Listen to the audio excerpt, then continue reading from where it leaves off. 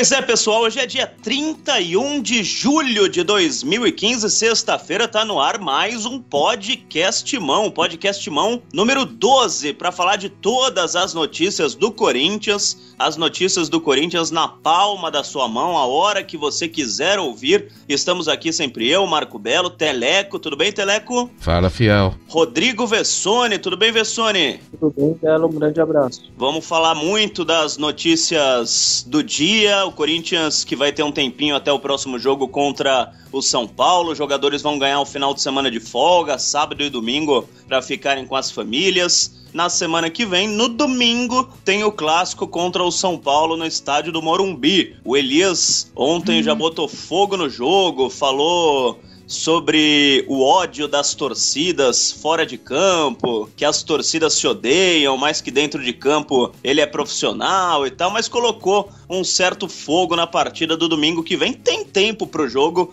enquanto isso, muita coisa de bastidores rola no Timão pra variar um pouco, né, Teleco? Ontem o João Chiminazzo, o advogado do Alexandre Pato, foi até a rádio e falou algumas coisinhas a respeito do jogador, mas antes teve uma notícia de proposta do Pato da Inglaterra, né, Teleco? É a 1000ª proposta sobre o Pato. A gente tem agora o nome da vez é o Everton, Crystal Palace e o West Ham. Tá tudo muito quieto do lado de lá do Atlântico, viu? Não vi nenhuma notícia daquele lado ainda, só daqui. Então, o Dr. Chiminazzo, que foi o advogado que entrou com aquela ação do Pato contra o Corinthians e contra o São Paulo, aliás, ele falou que acha muito estranho o Corinthians ter arrumado dinheiro em 24 horas para pagar o que devia, os 10 meses de direito de imagem do Alexandre Pato. E eu perguntei se o Corinthians, a partir de lá, tinha pago o restante, e o Pato não sabe. A verdade é que o Pato não sabe, porque há aquela empresa que gere a imagem do jogador, então não há essa resposta se o Corinthians continua pagando. Agora, o mais interessante, Vessone, que eu pude obter do advogado do Pato, é que ele disse que conversou muito com o jogador a respeito da possibilidade dele não ser vendido nessa janela de transferências. E em dezembro de 2015, em dezembro desse ano, se ele não for vendido, o Pato está consciente, vai se apresentar ao Corinthians, e até por uma manobra jurídica, né? Ele não pode fazer outra coisa, ele é obrigado a se apresentar. Só que ele não pode ser emprestado ao Bragantino ou a outra equipe, como até brincou, né? Que pra mim foi uma brincadeira do André Sanches, ex-presidente do Corinthians, porque o jogador, ele precisa concordar em ser emprestado para uma equipe. Então não existe isso do Corinthians emprestar ele pro 15 de Piracicaba, pro 15 de Jaú. Ele precisa querer, o jogador precisa assinar. Então o que vai acontecer, juridicamente falando?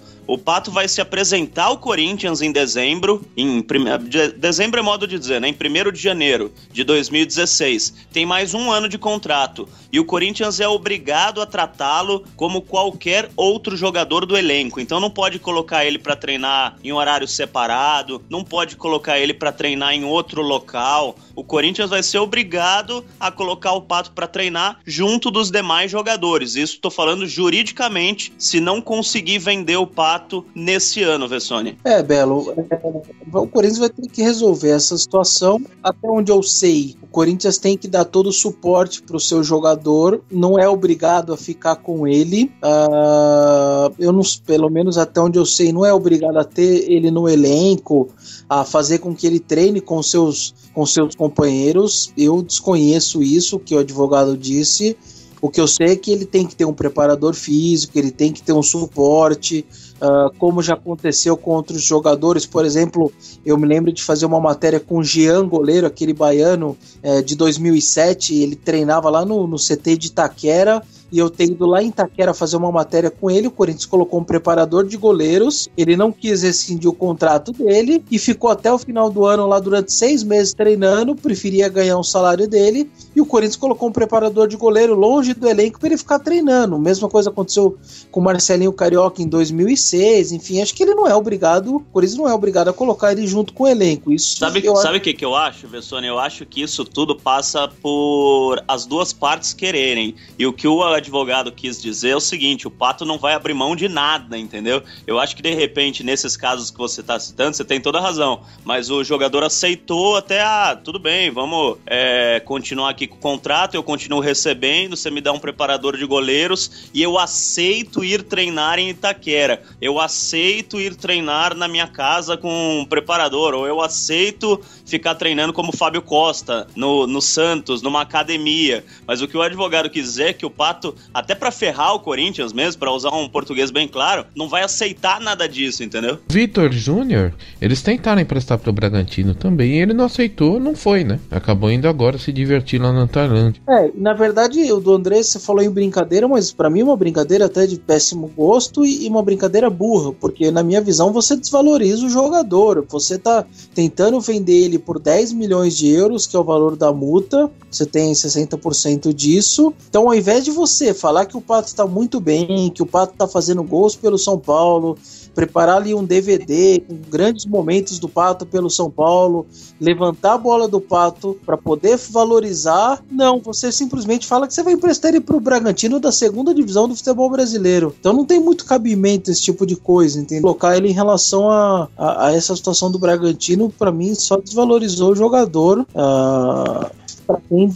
para quem tenta aí pegar um jogador que vale 10 milhões de euros. E, aliás, o Roberto de Andrade desqualificou, né, essa declaração do Andrés, perguntado sobre isso, até pelo Felipe Bolghese do Lance, depois do último jogo do Corinthians, ele falou, vocês sabem como o Andrés gosta de brincar, foi uma brincadeira. O Roberto, claro, não quis criar uma polêmica ali, discordando do Andrés, mas falou que foi em tom de brincadeira e mudou de assunto, né, não quis continuar nesse assunto de Pato no Bragantino, mas o fato é que o Corinthians tem o pepino do tamanho de R$1 milhão, para não falar outra coisa, porque se o Pato não for vendido, como eu disse, ele vai...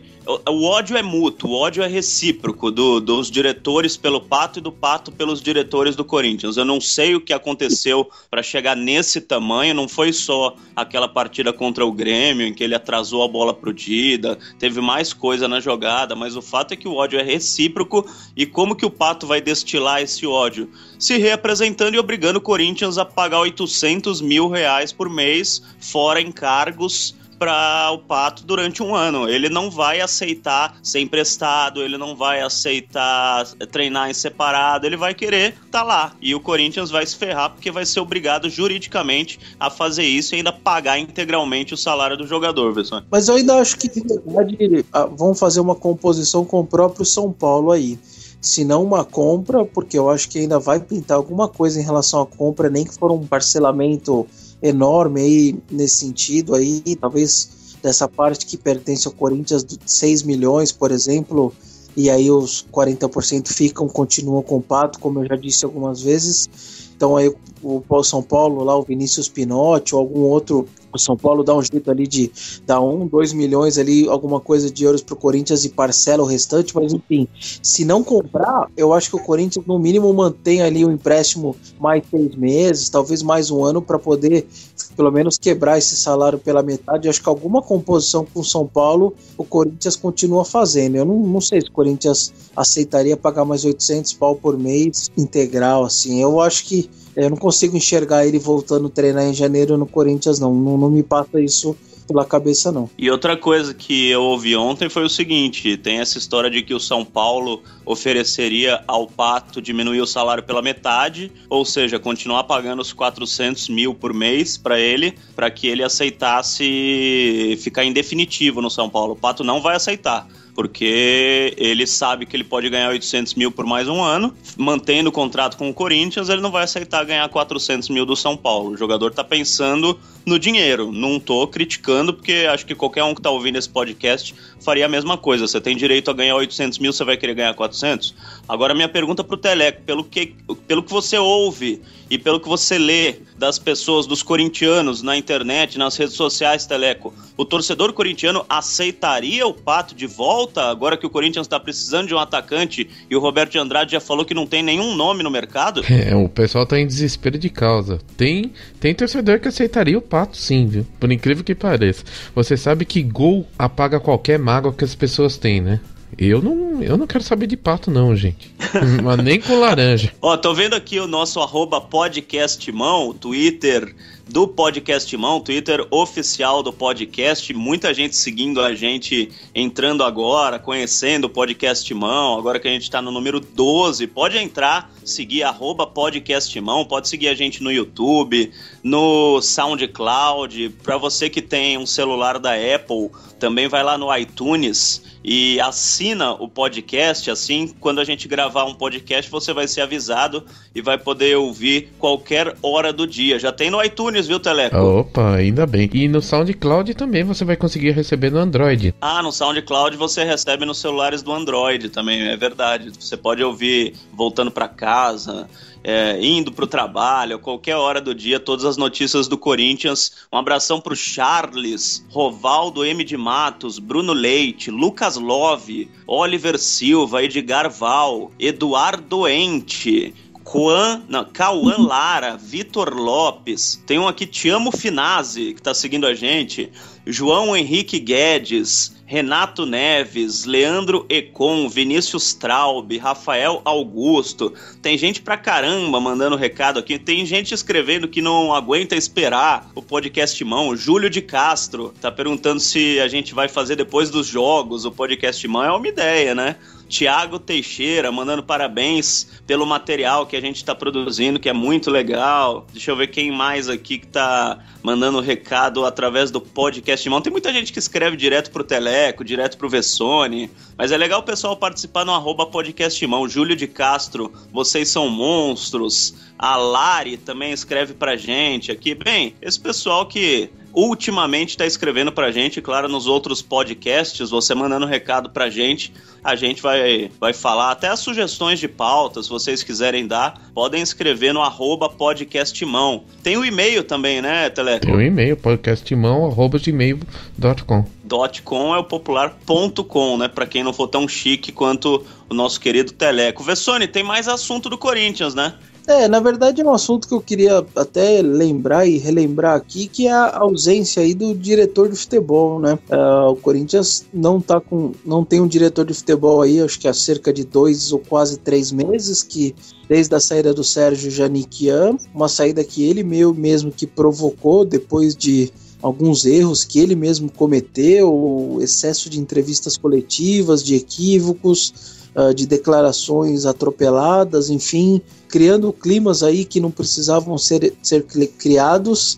E aí, na época, a diretoria, o Roberto de Andrade disse na verdade que ele que pediu para sair, mas todo mundo sabe que tentou ali ajudá-lo, mas que foi, na verdade, ele foi demitido.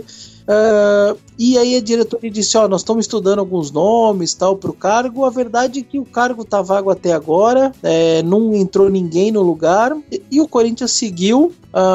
Houve um momento muito grande de turbulência, com aqueles momentos da saída do Guerreiro, do Emerson, explodiu tudo, aquela falta de dinheiro, culminou com isso, depois veio o Petros, Fábio Santos, e o time foi andando, conseguiu se manter ali numa boa colocação no Brasileiro, passou bastante esse momento de turbulência. O Tite tem uma parcela muito grande nisso daí, eu não tenho dúvida também, segurar ali internamente o elenco, a tranquilidade ali dos jogadores. E tudo isso sem um diretor de futebol, que é uma figura importante, é um cargo ali no departamento de futebol, simplesmente abaixo do presidente. Então, é um cargo importante. Vessone, e o Edu da Gaviões, como que ele tá nisso? O Edu Ferreira, então, o Edu Ferreira é o diretor adjunto, ele permanece lá, ele e Edu Gaspar, que são os dois, o Alessandro também, ex-jogador, ex-capitão, segue lá fazendo uma ponte ali com o pessoal da base, mas basicamente é o Eduardo Ferreira e também o Edu Gaspar, são os dois, o Edu como gerente, Edu Gaspar como gerente e o Edu Ferreira como diretor adjunto.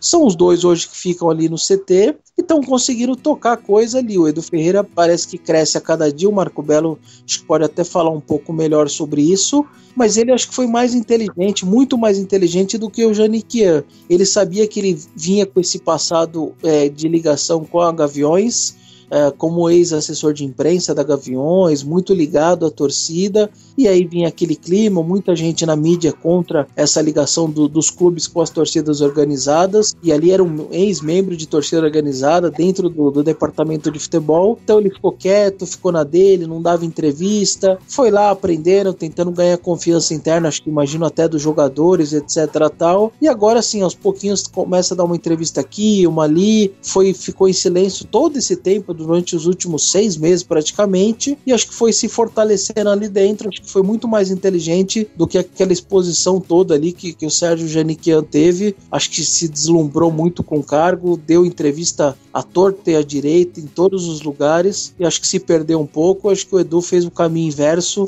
e acho que está colhendo os frutos agora, não é, Belo? Eu acho que tem uma série de coisas aí, uma delas também a gente tem que exaltar o Roberto de Andrade, porque ele foi diretor de futebol durante muito tempo, e ele sabe, né, como é que funcionam as coisas no departamento de futebol.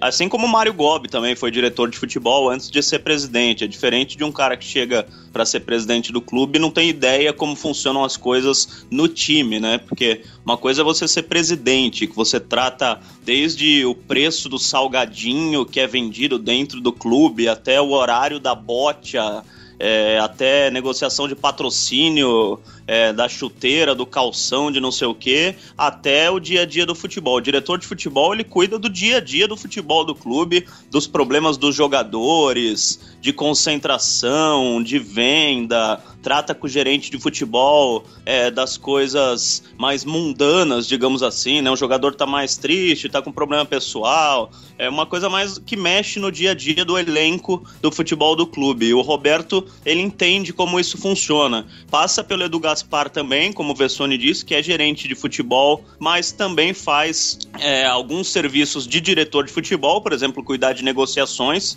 Isso um gerente de futebol não faz, mas o Edu Gaspar, ele ajuda nas negociações também. E muito pelo Eduardo Ferreira, como você disse, Teleco, tem muita gente que me pergunta também sobre como que tá essa ligação do Edu Ferreira, que era assessor de imprensa da Gaviões, era muito ligado à torcida. Eu fui atrás de algumas informações sobre isso, quando o Janiquian saiu e o Edu Ferreira virou, na prática, o diretor de futebol, né? Porque ele é adjunto, mas ele é adjunto de ninguém. Então ele é o diretor de futebol hoje do Corinthians, ele responde pelo cargo. E ele foi muito inteligente ao se desligar da Gaviões há cerca de 2 anos. O último carnaval da Gaviões, por exemplo, que ele foi faz 2, 3 anos.